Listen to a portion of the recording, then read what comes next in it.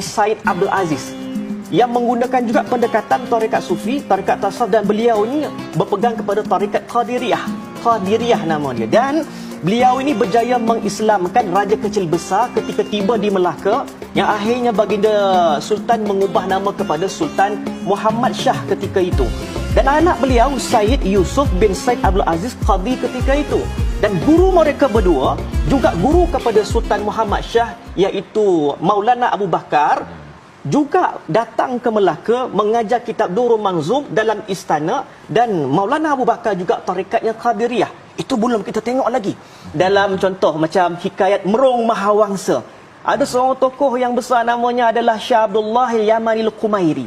Dan beliau ini hebat dalam keadaan kerajaan ketika itu yang di sebelah sana dipengaruhi oleh Majapahit, Sriwijaya, Langkasuka. Dan ketika itu beliau dapat mengislamkan Raja Praung Mahawangsa sehingga baginda raja mengubah nama kepada Sultan Muzaffar Shah.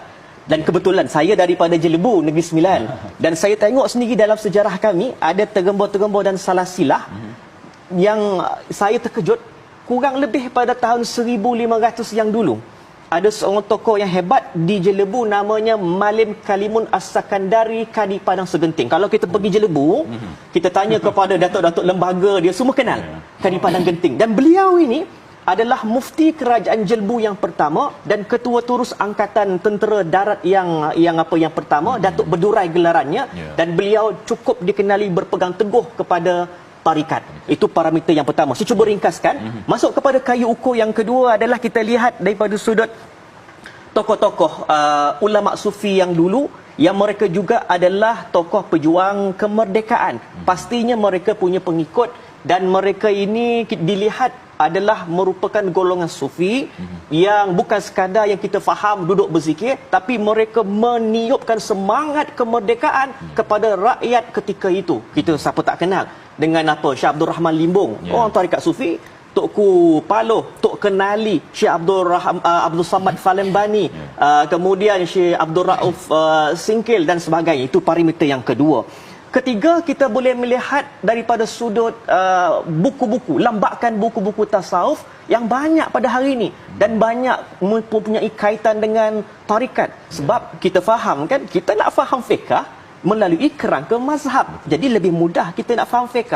Begitu juga bila nak memahami tasawuf dengan menggunakan kerangka tarikat. Sebab itu banyak buku-buku, contohnya Nihayatul Matlub, kemudian kitab Bahrul Lahud, Syarbul Ashikin, Nurul Daqaiq, Nurul Haqaiq. Itu adalah poin yang ketiga.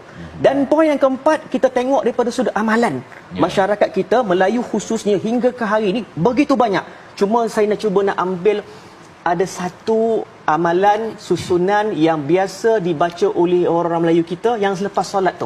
Itu adalah susunan daripada Aurat Khusasyiah yang diambil daripada Al-Imam Khusasyi, susunan daripada tarikat itu sendiri. Dan apa yang kita lihat tadi, 4 parameter jelas menunjukkan bahawa tarikat tasawuf itu sudah lama bertapak dan memberikan sumbangan yang cukup progresif, aktif kepada penyebaran Islamnya, pengkaderan ulamanya, buku-buku kepada rujukan agama Islam kita dan amalan kita pada hari ini.